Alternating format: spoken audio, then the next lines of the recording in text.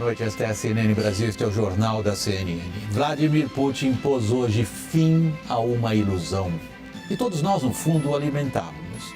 A ilusão de que conflitos pudessem ser resolvidos por negociação, por diplomacia, por conversa.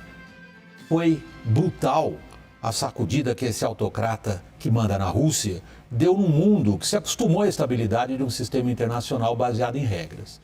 A lição que o Putin deu é muito clara.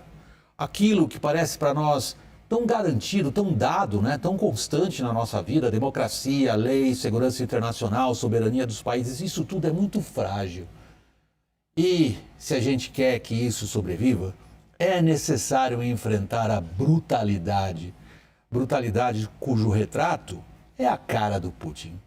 Carol, boa noite. Boa noite, William. Boa noite a todos que estão conosco a partir de agora. A Ucrânia informa que 137 soldados do país foram mortos no primeiro dia de ataques da Rússia. Militares russos disparam 160 mísseis, tomam a usina de Chernobyl e dominam o aeroporto militar de Kiev. Quase 1.700 manifestantes são presos na Rússia por protestar contra a invasão.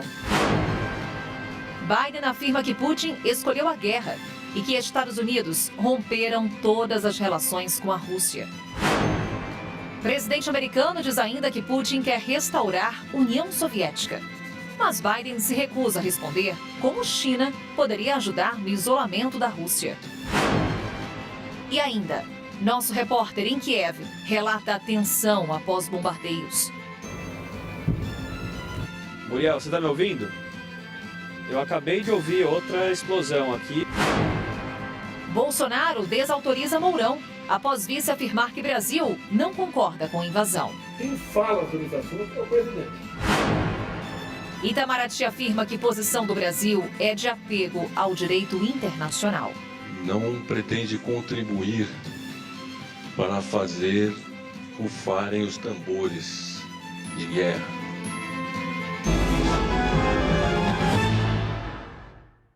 Evidentemente, nós vamos para uma edição especial do Jornal da CNN, hoje toda dedicada a essa guerra. Nós vamos estruturar da seguinte maneira: sabemos que todos vocês são bem informados, mas vamos, em primeiro lugar, nessa edição, trazer um resumo, um registro do que aconteceu da última madrugada até aqui em termos de desenvolvimento da situação militar. Vamos lá, confira. O barulho das explosões tomou conta da madrugada na Ucrânia. Entre um estrondo e outro, a sirene de alerta soava. Um país invadido por terra, pela água e pelo ar. Ao amanhecer, mais explosões. Os mísseis russos rasgavam o céu ucraniano. E os restos deles se misturavam com um rastro de destruição. Muitos se apressaram para fugir desse cenário de guerra. Outros preferiram ficar de joelhos e rezar. Atualizando vocês sobre os últimos lances diplomáticos. A Casa Branca afirmou há pouco que há espaço para mais sanções, além das já anunciadas, contra a Rússia, se houver uma escalada da agressão contra a Ucrânia. Não sabemos muito bem o que é isso. O governo Biden garante ainda, por outro lado, existir possibilidade para a diplomacia. Também não sabemos muito bem o que é isso. As informações ao vivo de Nova York com a nossa correspondente Heloísa Vilela. Boa noite, Heloísa. Boa noite, William. Pois é, essas informações que você acaba de dar saíram de uma entrevista coletiva que aconteceu no começo da noite aqui na Casa Branca, a porta-voz da Casa Branca, junto com o subsecretário, assessor de Segurança Nacional. Ele disse que a diplomacia não morre nunca, mas também teve que explicar por que os Estados Unidos hoje não adotaram sanções contra a indústria de petróleo e gás da Rússia, porque seria a maneira de fazer a Rússia sentir mais rapidamente no bolso as consequências dessa ação militar. Então ele disse que isso também teria um impacto no fluxo do petróleo e gás do mundo, o que afetaria todos os países, todas as economias que estão ainda saindo dos impactos da pandemia. O presidente Joe Biden falou disso abertamente hoje sobre o preço da gasolina nos postos americanos. É um problema para a política doméstica. No fim do ano tem renovação do Congresso, aumento de gasolina com consequência, aumento da inflação pode atrapalhar muito a política do presidente Joe Biden. Agora, ele anunciou uma série de medidas, sim, de sanções econômicas, que disse que, com o tempo, serão sentidas na Rússia. Vamos ver como foi o dia aqui nos Estados Unidos. O americano Joe Biden acusou a Rússia de um ataque brutal e sem justificativa contra o povo ucraniano. Putin chose this war, and now he and his country will bear the consequences. A reclamação central de Putin é de que a adesão de países vizinhos ao tratado militar e a presença de armas e mísseis da OTAN com capacidade para atingir o território russo nesses aliados são uma ameaça à segurança russa. Biden afirma que as ambições de Putin vão além do país vizinho. He wants to, in fact, reestablish the former Soviet Union. That's what this is about. And I think that his ambitions are completely contrary to the place where the rest of the world has arrived. O presidente americano chegou a concordar a falar com Vladimir Putin no domingo. Agora, a situação mudou. Biden declarou que não tem planos de conversar com o presidente russo. There is a complete rupture right now in U.S.-Russian relations if they continue on this path that they're on. Biden anunciou que chamou de maiores sanções econômicas da história. Ativos financeiros de 4 bancos russos e fortunas de bilionários depositadas nos Estados Unidos foram congeladas. Mais da metade das exportações de alta tecnologia da Rússia serão atingidas e as maiores corporações do país não poderão atrair investimentos no Ocidente. O Conselho de Segurança da ONU vota nesta sexta-feira uma resolução para condenar a operação militar russa e exigir a retirada das tropas imediatamente de forma incondicional. Vai ser interessante ver como a China vota, se ela aprova essa resolução ou veta. Mas o governo chinês já deixou claro que é contra a imposição de sanções econômicas, porque acha que elas não funcionam, e apontou que o governo americano já adotou 100 sanções diferentes à Rússia e nada disso impediu esse conflito que nós estamos assistindo agora. Mas a Casa Branca acredita que o cerco econômico a Moscou pode demorar, mas vai funcionar. Esse foi um dos questionamentos que Biden ouviu após o pronunciamento. Ele deixou claro, pelo silêncio, a preocupação que tem com o que farão alguns países de peso. Disse que ainda está em processo de consulta com a Índia e usou apenas 5 palavras sobre a posição da China. Não estou preparado para comentar. A pressão de Washington sobre os países que não se posicionaram claramente ainda é grande. Biden disse que a reputação deles ficará manchada. Em meio à escalada da crise, o número 2 da embaixada russa foi expulso de Washington. Uma resposta à expulsão do diplomata americano de Moscou há pouco mais de uma semana. O Kremlin afirmou que o presidente Vladimir Putin conversou com o líder francês Emmanuel Macron e ofereceu uma explicação exaustiva sobre a guerra contra a Ucrânia. Quem tem mais informações é a correspondente Denise Odorici. Oi, Denise, uma boa noite para você. Muito boa noite, Carol, William e todos que nos acompanham. Pois é, foi uma conversa por telefone entre o presidente russo Vladimir Putin e o presidente francês Emmanuel Macron. E ao final dessa conversa, os dois lados emitiram comunicados falando sobre o conteúdo, mas sem muitos detalhes. Bom, o que o governo francês falou é que foi uma conversa em que Emmanuel Macron pediu que a Rússia imediatamente encerre as operações militares na Ucrânia. E também disse que antes dessa conversa, Macron falou por telefone com o presidente ucraniano Volodymyr Zelensky. Já o Kremlin, como você disse nesse comunicado que deu uma explicação exaustiva, sem dizer que explicação foi essa, para a operação na Ucrânia. E, segundo o governo russo, esse ataque ele deveria idealmente limpar o país e neutralizar o potencial militar de Kiev. Só assim, segundo o Kremlin, seria possível evitar uma guerra na Europa.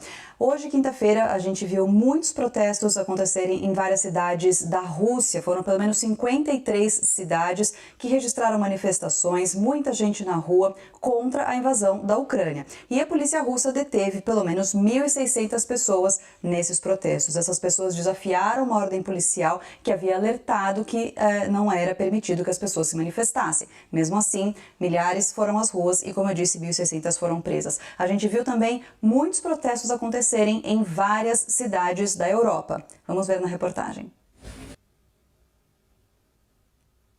Centenas de manifestantes se reuniram em Downing Street, onde fica a sede do governo britânico, para protestar contra a invasão da Ucrânia. Essa ucraniana pede ajuda para o país. Ela não consegue voltar para casa porque os voos para Kiev foram cancelados. We need help. We need someone to support us. Ukraine is too small and the aggressor is too big. Protestos semelhantes também aconteceram em países como França, Itália, Grécia, Holanda e Turquia. As duas principais potências emergentes do mundo, China e Índia, evitaram fazer críticas diretas ao Kremlin. Os chineses, por exemplo, rejeitaram até chamar o ataque de invasão. Mas aqui na Europa as reações foram ao contrário. Os governos anunciaram novas sanções para sufocar a economia da Rússia.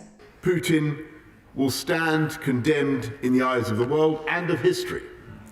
He will never be able to cleanse the blood of Ukraine from his hands.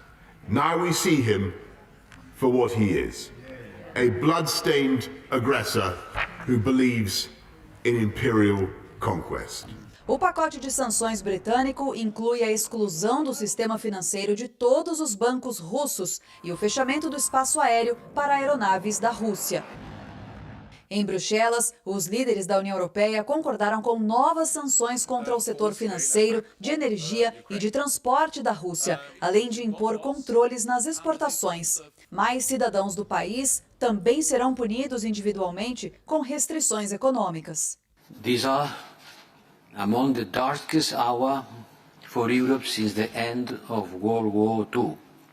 Mas eu não acredito que a gente esteja falando de uma abertura de uma terceira guerra mundial. Entretanto, é sim o pior momento do ponto de vista histórico depois do fim da Segunda Guerra Mundial, quando a gente fala de conflitos armados na Europa. O ministro das Relações Exteriores da França mandou um recado a Putin. Disse que quando o presidente russo ameaça usar armas nucleares, tem que entender que a OTAN também é uma aliança nuclear. Já o secretário-geral da ONU, Antônio Guterres, optou por fazer um apelo. President Putin, in the name of humanity, bring your troops back to Russia. Pessoal, essa edição do Jornal da CNN vai ser bem maior que as edições normais do nosso jornal. Nós vamos estender o tempo do jornal e vamos tratar de alternar a apresentação de conteúdos mais analíticos, com uma perspectiva um pouco mais abrangente e, evidentemente, trazendo para vocês sempre os acontecimentos mais recentes. Vamos ao primeiro segmento nosso, no qual nós queremos trazer para vocês uma ideia um pouco mais ampliada do que está envolvido do ponto de vista histórico e de símbolos nessa guerra que estamos vivendo. Depois de 80 anos, é a primeira vez que as fronteiras de países da Europa mudam devido ao emprego de força bruta. Mas a invasão russa da Ucrânia é apenas mais um episódio numa região, o leste da Ucrânia. Nós vamos tratar disso agora, que já foi chamado com razão, aliás, num livro de grande sucesso internacional, de Terra Cheia de Sangue. Uma primeira ilustração que eu quero trazer para vocês é justamente dessa região, the Bloodlands.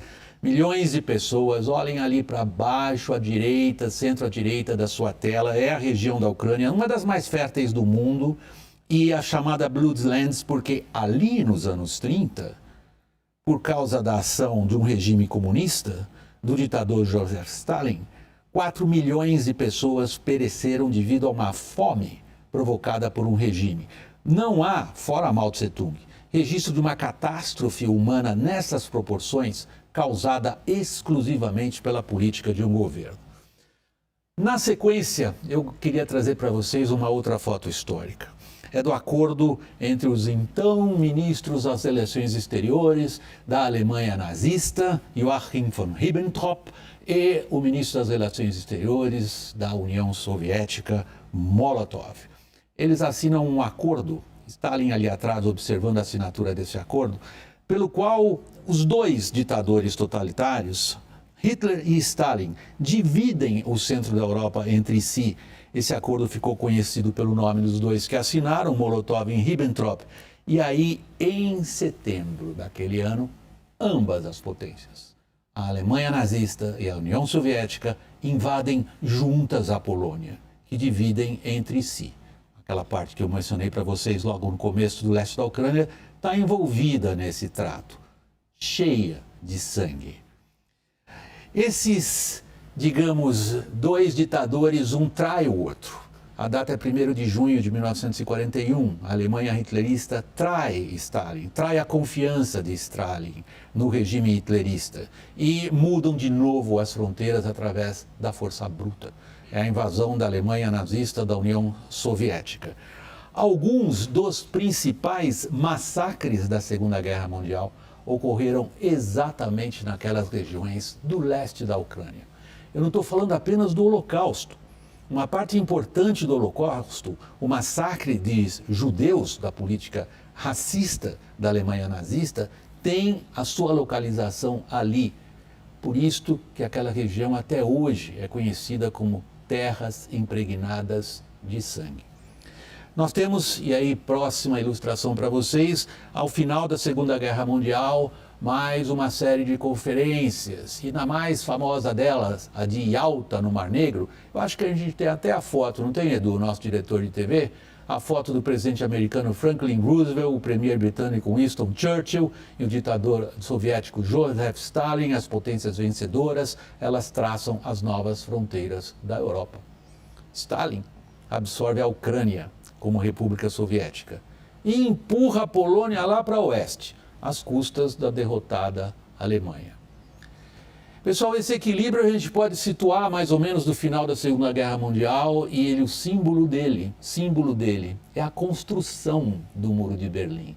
É uma estabilidade de algum tipo entre os grandes blocos. A divisão da Europa em dois grandes blocos e as fronteiras se tornam estáveis. O bloco soviético, ali, os países ocupados pelo Exército Vermelho foram obrigados pela força das armas, a adotar regimes comunistas. Essas fronteiras da Guerra Fria, que a gente viu agora, começaram a cair nessas imagens clássicas que vocês já conhecem. Elas terminam ali com a queda do Muro de Berlim.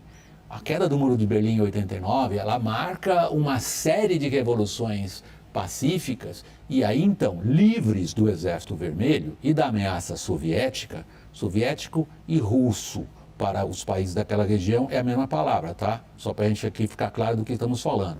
Esses países optam por regimes democráticos abertos, optam pela entrada na União Europeia, sempre com medo de Moscou, e optam pelo que eles consideram que seria uma garantia de segurança, que é o Pacto Militar Ocidental, a OTAN. Esse rearranjo de fronteiras na Europa, ele volta a ser mexido na década dos 90, mas não altera-se fundamentalmente. Eu estou falando das guerras de secessão da Iugoslávia, que são uma consequência da queda do Muro de Berlim, do desaparecimento do Império Soviético, do fim das famosas áreas de influência, das quais Putin tem tanta saudade. E essas fronteiras começam a mudar de novo. Elas começam a mudar em 2014, com a anexação pela Rússia da Crimeia, um território da Ucrânia. Esse processo de mudanças de fronteiras pelo uso da força militar é ele que está sendo completado agora. É ele que atinge de novo. Queria que vocês vissem de novo aquela nossa primeira imagem. Essa terra cheia de sangue.